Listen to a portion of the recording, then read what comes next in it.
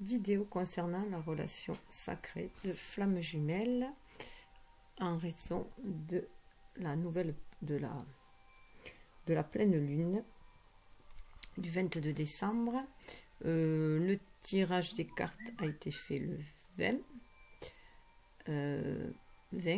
jugement divin, et l'interprétation, c'est-à-dire aujourd'hui, le 21, parce que j'aime bien me laisser un temps. Voilà, un temps. J'ai toujours fonctionné ainsi. Je tire les cartes, je m'en imprègne, j'ai une première impression en les tirant. Et après, le lendemain, en général, je les interprète. Et voilà, au cours de la nuit, il me semble que voilà, j'ai plus d'inspiration. Voilà, donc je reprends après. Donc voilà, donc on est le 21 qui est le monde. Et on est 21-12, donc ça fait miroir. Hein. Et en plus, ça fait 3 et 3. Donc on est dans la créativité. Voilà. En plus, je suis contente parce que j'ai des nouvelles, enfin, de mon jumeau. Enfin, grâce, c'est moi qui ai envoyé le premier SMS. Mais bon, là, maintenant, j'ai une pluie d'SMS aujourd'hui. Ça m'a pris hier soir. Il faut faire un acte de foi. À un moment donné, il faut y aller. Il faut foncer. Voilà. Donc, je sais que sur certaines vidéos, on dit à la famille d'attendre ici et là, que ça peut être le cas de certains.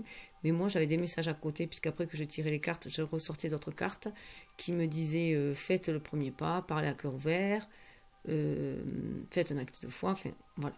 Donc, au bout d'un moment, il y a plusieurs signes autour de moi qui me disaient de bouger un peu. Donc, j'ai fait le premier pas, et bien, apparemment, lui, il en fait plein. Moi, je n'ai pas encore regardé les messages, je le fais mariner un petit peu. Voilà, après 1 mois et demi de silence, on n'est pas à quelques heures près, je verrai ça ce soir. Voilà, donc après cette petite aparté, donc j'ai fait mon tirage pour les nouvelles lunes. Alors c'est aussi le solstice d'hiver, hein. Donc là on passe vraiment à une période où beaucoup plus de gestation, hein, où on va semer nos petites graines en fait. De ce que l'on désire, hein, donc faire un petit bilan et après, voilà, poser des intentions, poser des graines dans ce sens. Pardon. Donc, j'ai utilisé les cartes lumière de Lise Bartoli qui est super magnifique. Déjà d'interprétation, mais alors très très bien. C'est un oracle de développement surtout, hein, et qui traite au niveau des guérisons. Donc, voilà. Qui est en ce sens, et je ne l'ai jamais fait en vidéo pour l'instant parce que je le faisais au cours des pleines lunes pour mon auto-guérison personnelle, quoi.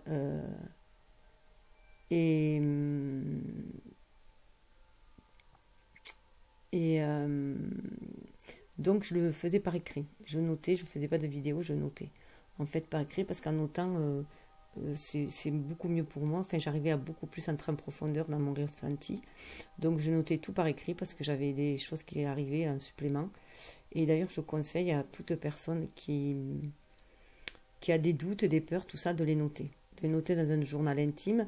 Et au fur et à mesure qu'elles vont le noter, ça s'éclaircira. Au fur et à mesure qu'elles déballeront leur sac, ça s'éclaircira. Elles trouveront voilà, leur propre solution. Et c'est une méthode que j'ai toujours utilisée. Déjà, ado, je faisais ça. Et qui fonctionne très bien. Et sans le savoir, hein, je ne savais pas que c'était ma façon de faire. Donc j'écrivais, surtout quand ça allait mal, bien sûr. Et du coup, ça m'a permis d'aller en profondeur et d'avancer dans ma vie. Et en plus, j'avais ce truc aussi que quand l'histoire était finie, par exemple, voilà, et bien je brûlais tout. Et en fait, maintenant, je me rends compte que, alors que c'était inconscient, en fait, c'était comme ça, j'avais envie de le brûler, quoi, c'est tout. Je n'avais pas lu qu'il fallait le brûler à quelque part, hein. C'était intuitif, quoi, donc je le brûlais. Et en fait, maintenant, ben, c'est ce qui est conseillé, enfin, on le voit hein, dans la procédure qui est conseillée, que toutes les choses négatives ou quand on veut passer à une autre étape, il suffit de brûler, voilà. Donc, si vous avez des soucis, vous pouvez les noter sur une feuille et après les brûler, demander à l'univers de les transmuter. Voilà, soucis, peur, tout ça. Mais le truc du journal intime est très très bien pour s'auto-analyser en même temps, hein, et s'auto-guérir surtout.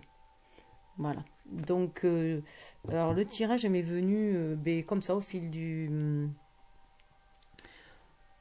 que j'ai pris les cartes. Je savais que j'allais prendre. Il y a plusieurs tarots, enfin plusieurs tarots, n'importe quoi, plusieurs oracles qui m'appelaient en fait pour cette dernière pleine lune de l'année. Et du coup, je ne sais pas trop quoi me faire parce que normalement, dans cette période de pleine lune, je fais que des flammes jumelles et j'attire maxi 3 oracles. Je prends maxi 3 oracles. Je ne tire pas d'ailleurs puisque les cartes, je les fais. Enfin, je prends que celles qui sautent ou qui se retournent. Enfin, voilà. Mais voilà, il n'y a pas de tirage spécial. Et, et là, en fait, j'ai vu après pourquoi j'en ai 11 comme les flammes jumelles. Et je vais en avoir 2 qui vont se rajouter parce qu'en fait, c'est vrai que j'ai pensé aux 13 lunes. Donc voilà. Et du coup, je vais vous donner une vue d'ensemble de ce que c'est. Alors, je vais essayer. Je vais monter sur la chaise. Voilà. Voilà la vue d'ensemble. Parce qu'en fait, en premier, ce sont les ombres. Alors, en haut, c'est la féminine. En bas, c'est le masculin. Au milieu, c'est le lien. Voilà. Donc, il y a une partie ombre. Donc là, par contre, il faut séparer les cartes dans chaque catégorie. Il y a une partie ombre pour savoir les ombres qui restent à traiter. La partie émotionnelle que cette ombre touche, en fait. La lumière qui nous guide, en fait, au milieu. Et nos ressources que nous avons à l'intérieur de nous. Et ensuite, la transformation que nous devons opérer. Donc, voilà. À la base, c'est ça. J'ai pris... c'est la base du tirage de Lise Bartoli que j'ai pris. Et à côté de cela, j'ai rajouté, dans chacune catégorie, en fait, j'ai rajouté 1 ou 2 oracles, mais différents dans chaque, en fait. Hein. Donc voilà pourquoi j'ai 11 oracles qui vont sortir, qui sont plus d'ailleurs des outils de développement personnel, hein, qui aident à la guérison plutôt que, et à l'estime de soi plutôt que les oracles et les autres. Parce que c'est énormément sous message. Donc bon, vous allez voir au fur et à mesure. Je vais d'abord présenter tout celui-là. Voilà, tout ce tirage-là. Et ensuite, je ferai par catégorie. Ombre, émotion, avec les autres oracles, en fait. Voilà, je ne sais pas si c'est très clair, mais on va voir au fur et à mesure. Alors, si vous entendez une petite musique en fond, j'ai mis de la musique pour un grand nettoyage. Voilà, donc je mets souvent des musiques de fond en relation avec ce que je fais. Voilà, j'aime bien faire tout un rituel, c'est ma nature. Donc là, voilà, on voit la féminine. La féminine, voilà sa part d'ombre qu'elle doit traiter, qui lui reste encore à traiter, qui est encore la chamboule à l'intérieur d'elle. C'est la sentinelle. La sentinelle, vous êtes dans le contrôle, apprenez à lâcher prise. Donc on voit qu'elle est encore sous contrôle, hein. Donc on voit qu'elle est toujours en train de zioter à droite, à gauche, enfin, elle n'est pas très confiante. On peut voir aussi comme si elle recevait des signaux, des lumières de chaque côté, mais elle n'ose pas regarder, elle n'ose pas suivre en fait son intuition. Elle voit que même au-dessus d'elle, hein, il y a une lumière, mais elle ne voit pas, elle est tellement figée dans sa position en fait. Hein. Elle est arrivée à un moment donné où là, elle est un peu atrophiée par tout ce qu'elle a appris. Hein. Elle est un militaire là, donc c'est un petit soldat. Hein. Donc il faut vraiment qu'elle sorte de ces vieilles croyances, de ces dogmes qui l'enferment. Donc on voit, parce que là, ça ne pas c'est une prison, mais c'est passé à l'extérieur ou à l'intérieur. Mais ce qui est sûr, c'est que nous sommes le geôlier de notre propre prison, en fait. Hein, puisque c'est nous qui nous enfermons par le mental, hein, par nos pensées négatives, par nos peurs, qui nous enfermons, en fait, nous-mêmes. Hein. Donc là, on lui demande de se reconnecter. Hein. On lui demande de rester connecté, de baisser les armes, hein, et d'écouter son cœur. Là, on le voit là au niveau, la main qui est placée sur le plexus sacré. Moi là, je sens qu'on lui dit d'écouter ce qu'elle a dans le ventre. C'est aussi hein, pour pouvoir bouger. Parce que le plexus sacré, c'est celui qui fait bouger. C'est là où il y a nos désirs qui demandent à s'exprimer. Hein. Et en plus, c'est cette carte rouge aussi là derrière. On voit bien sûr qu'il y a une énergie aussi d'énergie vitale qui veut s'exprimer. Donc on lui demande d'écouter ce qu'elle entend comme intuition. Voilà, et de tourner la tête hein, pour aller vers cette intuition-là. de sortir de sa position figée. Là. Elle est un peu sclérosée. Tout ce qu'elle a vécu, en fait, elle arrive à un moment donné où elle est sclérosée. Là. Elle a besoin de se libérer, de faire péter tous les boutons. Là. Il va falloir qu'elle tombe cet habit. En plus, avec ce bleu, on peut aussi penser quand même qu'elle est quand même en connexion. Mais on lui demande de tout ouvrir, en fait. D'ouvrir son chakra de la gorge, en fait, pour pouvoir faire entrer aussi les intuitions. Et son chapeau, là, elle est un peu trop couverte.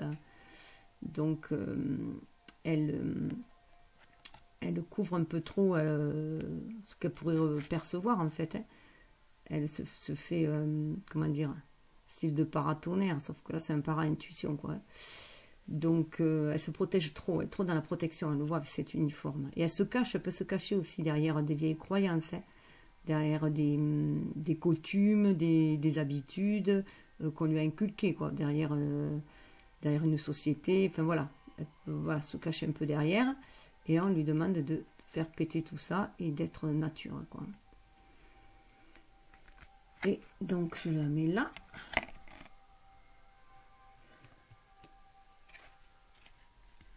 Donc, de lâcher prise, bien sûr. Et lui, le masculin, il a l'amérindien. Alors, l'amérindien, à trop vous attacher au passé, vous en oubliez parfois de vivre le temps présent.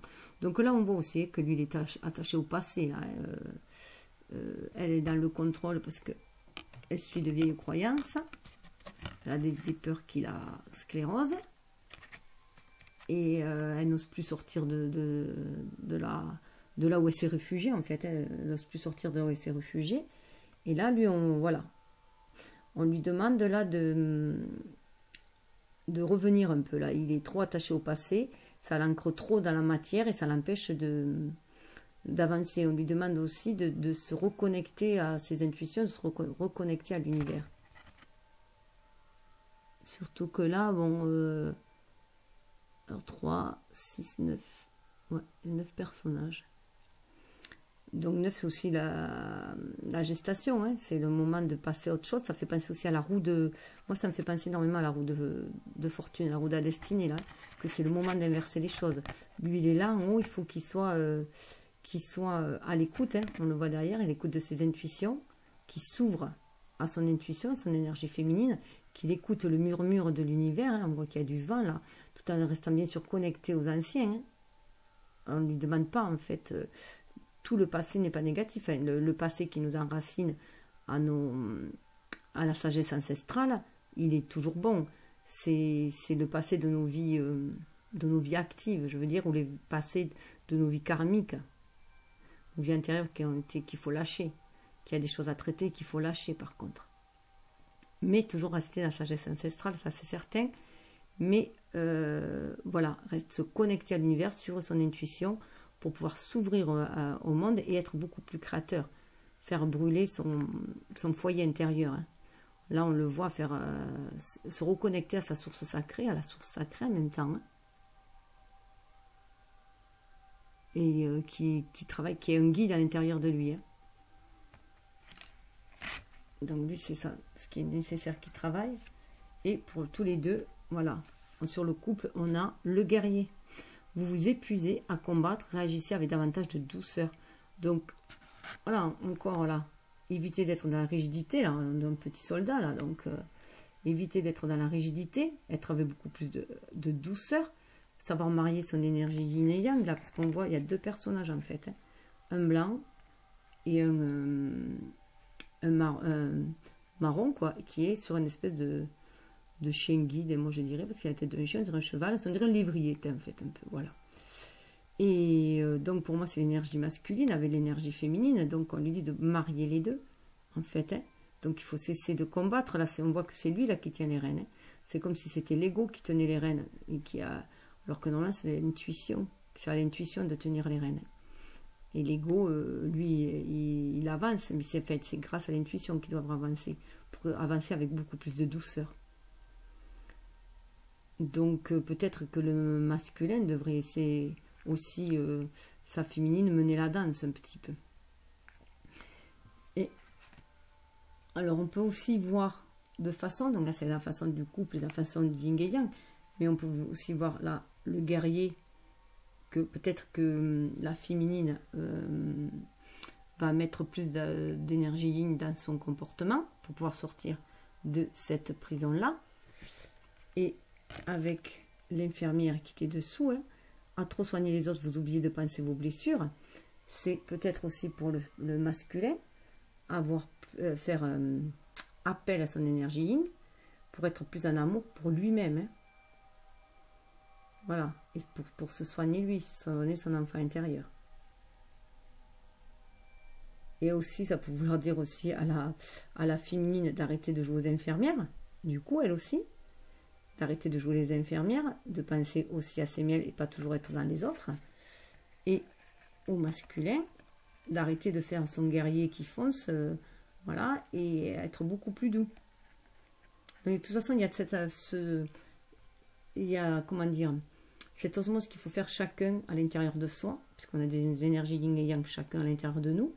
Donc, c'est bien les marier, en faire grâce à l'alchimie et trouver le bon dosage, en fait, qui varie tout le temps. Il n'y a pas 50-50, ça n'a rien à voir, ce 50-50, c'est la dualité. Là, c'est voilà, c'est une alchimie qui se fait, mais tout le temps, qu'il faut rééquilibrer à chaque instant. Et donc, c'est vraiment rééquilibrer les deux. Le guerrier, celui qui fonce trop, et l'infirmière, celle qui donne trop. Être vraiment dans l'équilibre des deux pour retrouver une certaine stabilité. Une harmonie surtout, une quiétude. Ensuite, au niveau des émotions, voilà, on voit bien que, voilà, la sentinelle, la féminine, voilà, être trop rigide, trop enfermée dans le rôle dans lequel on l'a mise, par exemple, de mère au foyer, d'épouse, voilà, dans le rôle, on enferme beaucoup les femmes dans des rôles de toute façon, hein. Voilà, ça la met, aux blessures qu'elle a eues aussi, hein, bien sûr, les blessures affectives, on la met, se met en position de défense, en fait. Elle est sur la défensive tout le temps. C'est pour ça qu'elle a du mal à lâcher prise, hein.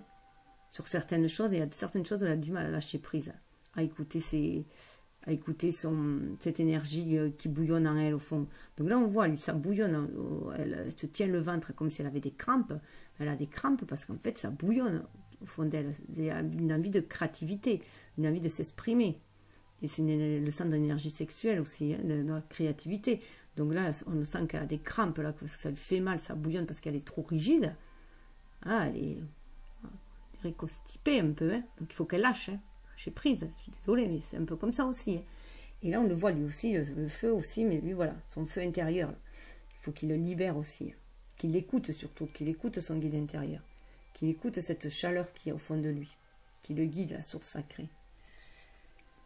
Et là, voilà, elle est sur la défensive. La défensive, voilà, c'est le mental. Le mental la met sur la défensive. On le voit là, il pique autour. Donc, ça l'empêche d'entendre les intuitions. La carte est bleue, là aussi, ça l'empêche d'être à l'écoute vraiment de ses émotions. Ça l'empêche de libérer ce qui la brûle à l'intérieur d'elle, hein, ce qui la met en colère aussi à l'intérieur d'elle, je dirais, avec cette couleur rouge. Hein. Ça empêche de la libérer. D'un côté, ça empêche de libérer ses émotions négatives, ça empêche de recevoir l'amour universel autour d'elle, hein, pour les transmuter. Donc on le voit bien, ça lui prend la tête, ça l'empêche au niveau des articulations, donc ça l'empêche aussi d'avancer et d'agir.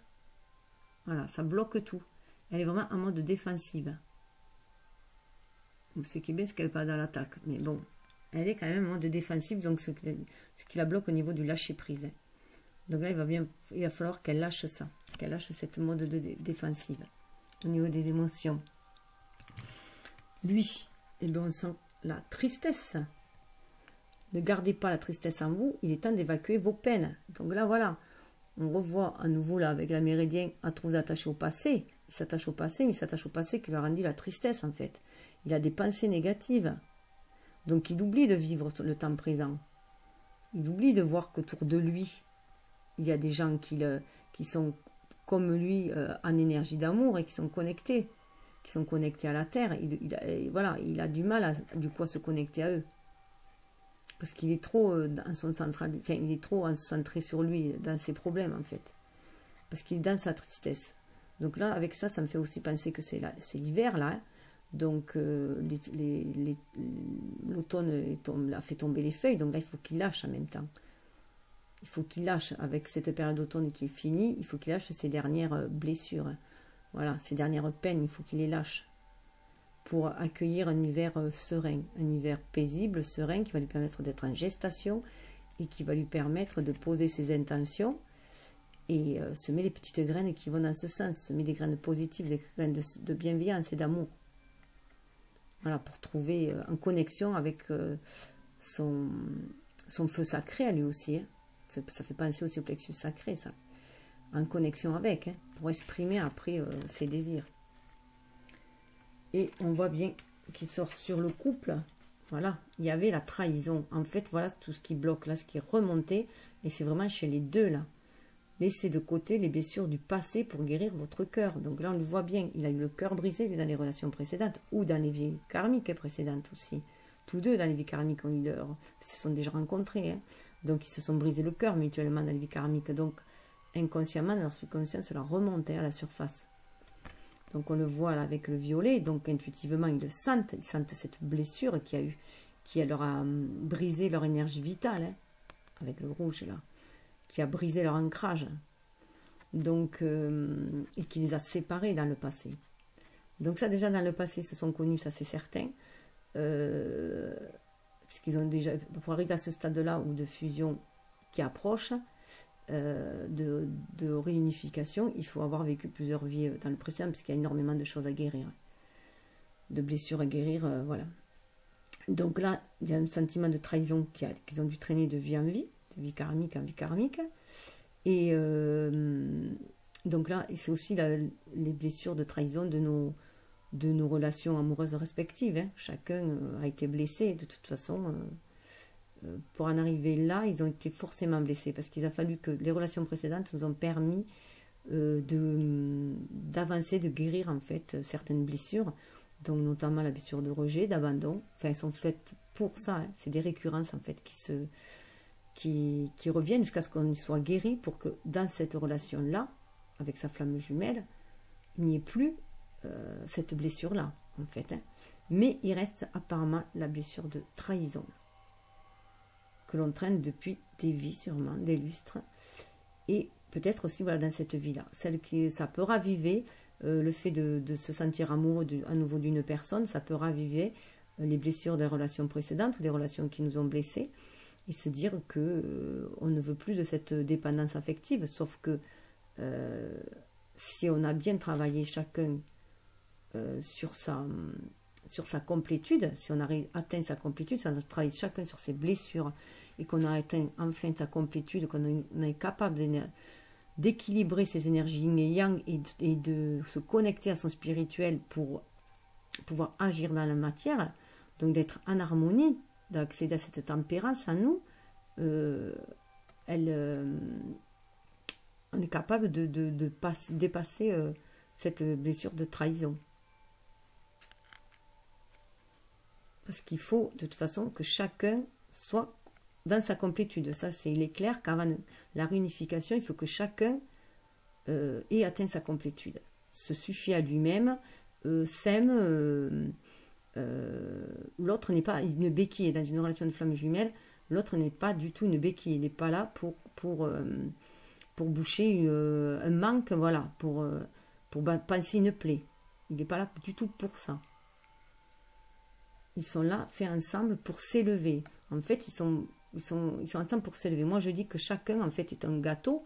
Comme si chacun était un gâteau. Voilà, il profite du gâteau de la vie. Il est bien, il est un beau gâteau. Et puis, en fait, l'autre, c'est juste la flamme jumelle, c'est juste la cerise sur le gâteau. Il vient embellir notre vie. Mais on peut très bien faire sans la cerise. Voilà. On peut vivre sans la cerise. Et ce gâteau-là que l'on a, qu'on s'est construit, qu'on a fait tout beau, eh bien, on peut l'offrir à tout le monde autour de nous. C'est une part d'un gâteau, cet amour inconditionnel qu'on a. On l'a aussi, c'est sûr pour nous, mais on le partage aussi avec tous. Le jumeau, pour moi, est la cerise sur le gâteau. Voilà.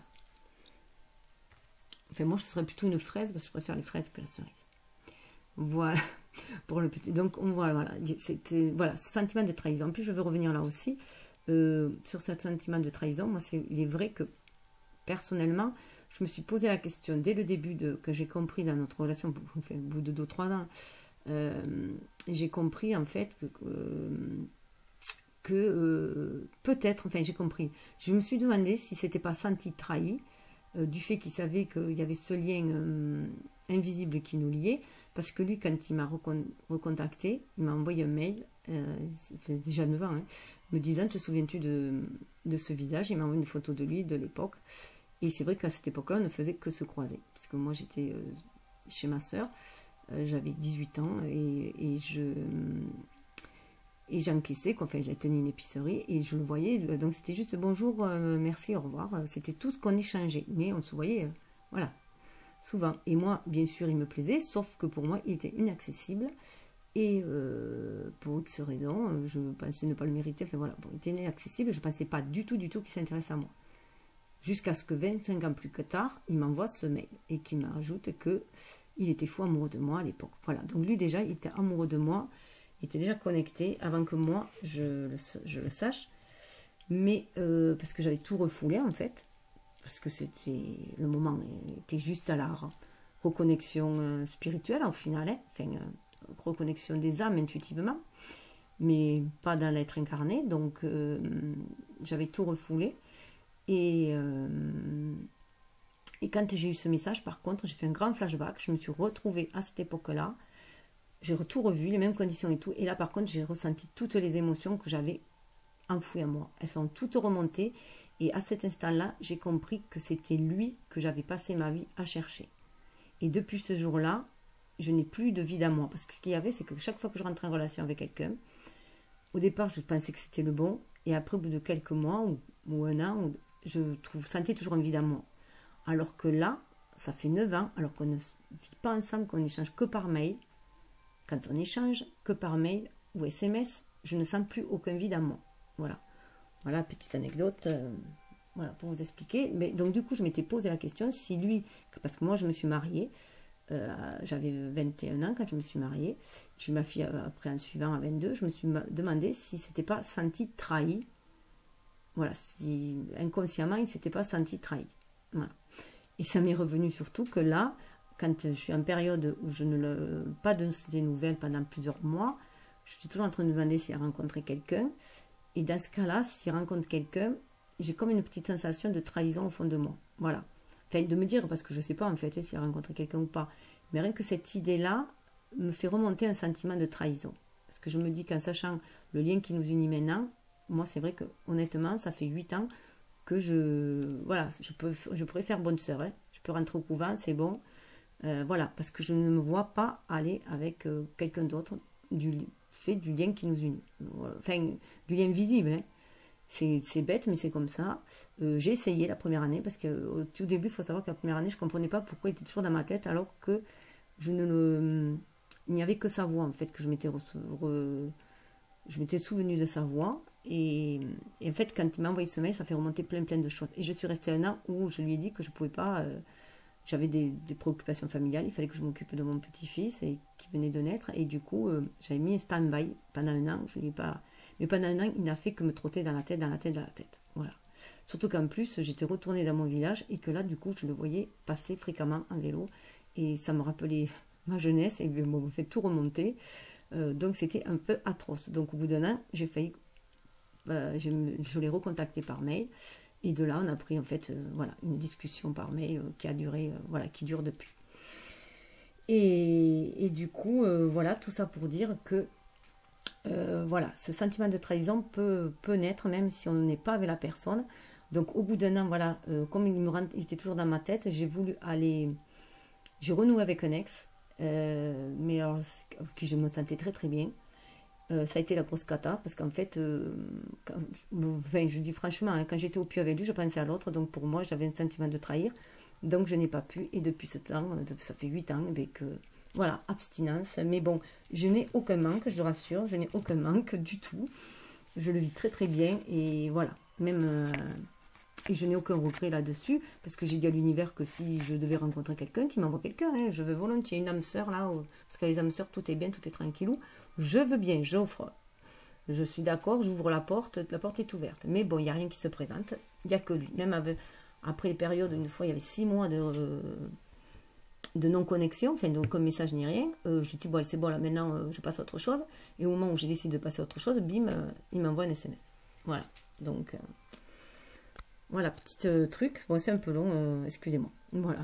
Donc, cette trahison, en fait, amène aussi un sentiment d'injustice, bien entendu. Face aux mauvaises surprises, ne prenez pas les choses trop à cœur. Donc là, c'est vrai, ça peut être ça aussi, l'injustice. Que, par exemple, face aux mauvaises surprises, moi, là, j'y vois aussi, quand du jour au lendemain, bim, il n'y a plus de... Il n'y a plus de contact, ça me tombe comme ça, bim, sur la tête, là, comme le piano, là, bim, on se sent, on se dit, hop, ouh, c'est quoi, là, qu'est-ce que c'est ce plan qui me fait hier, on discutait encore 10 SMS dans la journée, aujourd'hui, il n'y a plus rien, et ça va durer 2 mois, enfin bon. Eh bien, non, il faut arrêter ce sentiment d'injustice.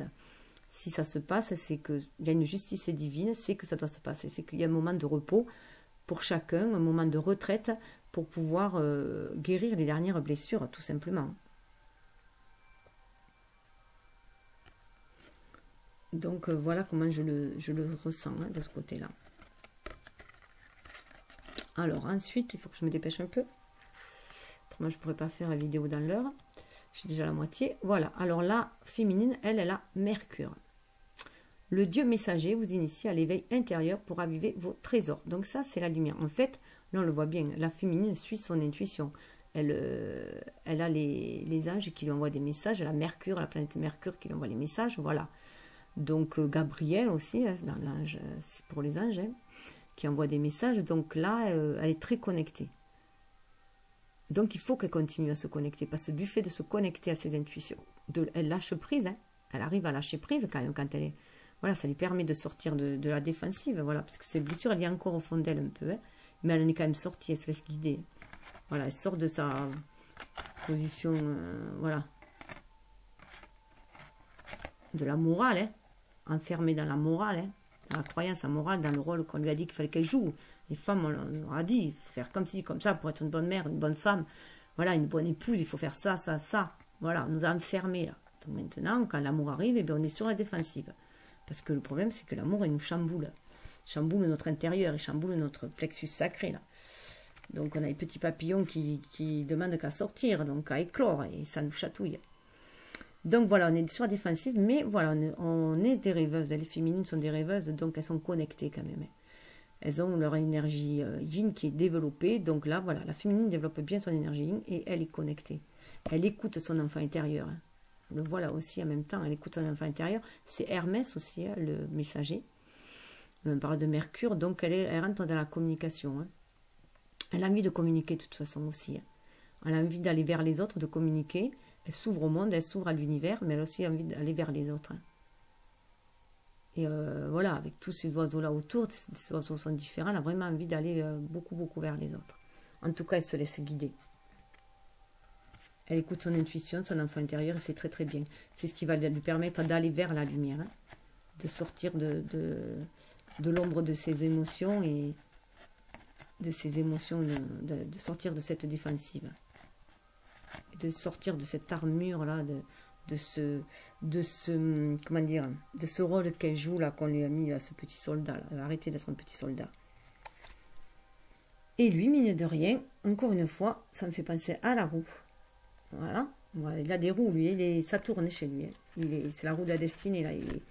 Il a un chemin à prendre, là, une décision à prendre. Hein. Le dauphin, plongez dans les profondeurs de votre inconscient où se trouvent les réponses. Donc là, on voit encore qu'il faut qu'il entre en introspection. L'eau, c'est ses émotions, ok, mais il y a le dauphin aussi. Alors le dauphin, ça peut représenter l'enfant intérieur parce que les dauphins sont très joueurs, très joyeux et très dans le jeu, énormément dans le jeu. Donc pour moi, je vois vraiment son enfant intérieur, donc se reconnecter à son enfant intérieur, se reconnecter à ses émotions, se reconnecter à la matrice aussi, donc être en introspection. Hein.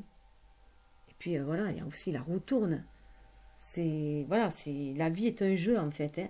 La vie est un jeu et un jeu sans fin. Hein, et la roue est tourne. Voilà, donc il faut suivre le mouvement, il faut suivre le flux de l'univers, il faut suivre le flux de ses émotions, il faut respecter aussi le flux de ses émotions, être à l'écoute de ses émotions pour agir, et donc pour les expulser quand elles sont mauvaises, et pour accueillir le bon, enfin pour les faire transmuter et accueillir ce qui est bon aussi.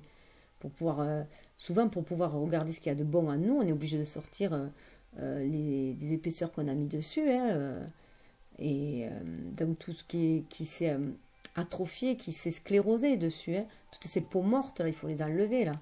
Toutes ces vieilles peaux, il faut les sortir pour être neuf, pour se rajeunir. Il y a un regain, là, il est en train de se rajeunir, il se prend un bain de jouvence, là, en étant dans son intériorité. Donc là, pour moi, je dirais qu'en plus, là, il y a plus une énergie un peu yang, là, avec l'amérindienne qui est connectée à la terre, et son énergie yin, elle est connectée à l'eau, à ses émotions, donc beaucoup plus spirituelle. Donc pour moi, il est en équilibre, là, il rééquilibre ses énergies. Il va arriver à sa complétude et à libérer son enfant intérieur. Et tous les deux ont l'ange, donc protégés. Donc les flammes jumelles sont protégées par les anges. Ça, on l'avait bien vu, puisqu'il y a l'ange Michael. Donc là, l'ange déroule les messages divins pour vous rappeler votre mission de vie.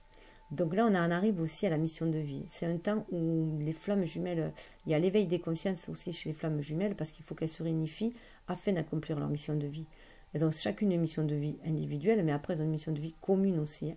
Donc c'est se reconnecter à la source grâce aux anges, hein. Les anges servent d'intermédiaires pour se reconnecter à la source. Donc c'est écouter son âme aussi, hein. Son âme, hein, pour faire briller son plexus solaire. C'est vraiment être à l'écoute de ses intuitions, des inspirations. Donc c'est pour tous les deux, hein. On parle d'éclaireur, hein. L'éclaireur, vous êtes sur le bon chemin, avancez en toute confiance. Donc là, on voit à l'intérieur, c'est une lanterne, hein. Donc c'est une lanterne, et là, il y a un petit Bouddha au milieu. Donc ça me fait penser à la nature de Bouddha, l'être spirituel que l'on est, à cette autre partie de nous, hein, qu'il faut chercher à nous. C'est elle qui va nous guider. C'est notre être spirituel qui va nous guider, parce qu'il est connecté à la source. Et c'est lui qui nous permet d'accéder à notre intuition. Et en fait, de faire éclore nos idées, hein. Je vois des petites fleurs là. C'est nos idées, nos pensées, nos intentions. Et d'harmoniser un peu toutes ces couleurs des arcs-en-ciel, d'harmoniser nos chakras, racines, nous aligner, bien nous ancrer dans la terre, nous aligner les terres et ciel. Et ainsi faire briller notre plexus solaire, faire briller notre être, notre âme, en connexion avec l'univers. Il y a vraiment un sentiment d'osmose là. Et l'éclaireur, c'est notre âme, hein. Notre âme qui est reliée aux anges. Alors, nos ressources que nous avons, nous, en tant qu'être incarnés, là, les ressources, croyez en votre capacité de réussite, elle porte vos projets vers le succès. Donc voilà, c'est vraiment avoir confiance en soi, là, c'est vraiment avoir confiance en soi et foi en l'univers. Croire en sa bonne étoile, là, voilà, il y a des milliers d'étoiles, croire en sa bonne étoile, se sentir protégé par l'univers, par les anges, avec l'arc-en-ciel, faire le pont entre matériel et spirituel, donc c'est être bien aligné, terre et ciel, se centrer entre les deux. Ça va nous aider à dépasser les montagnes et à nous élever en même temps, et à faire briller notre enfant intérieur, là. On retrouve la joie de vivre d'un enfant aussi, là. Donc c'est se souvenir de tous les moments où on a réussi, qui nous a procuré une joie, là. Donc une joie et une confiance en nous. C'est vraiment, au lieu de se focaliser sur nos défauts et nos échecs, c'est vraiment se concentrer sur la réussite. Surtout, il n'y a pas d'échec. Il n'y a que des expériences qui nous font nous dépasser pour évoluer et aller aller se reconnecter à notre enfant intérieur, pour être en accord avec notre âme et l'univers. Bon, je ne sais pas si je vais y arriver là.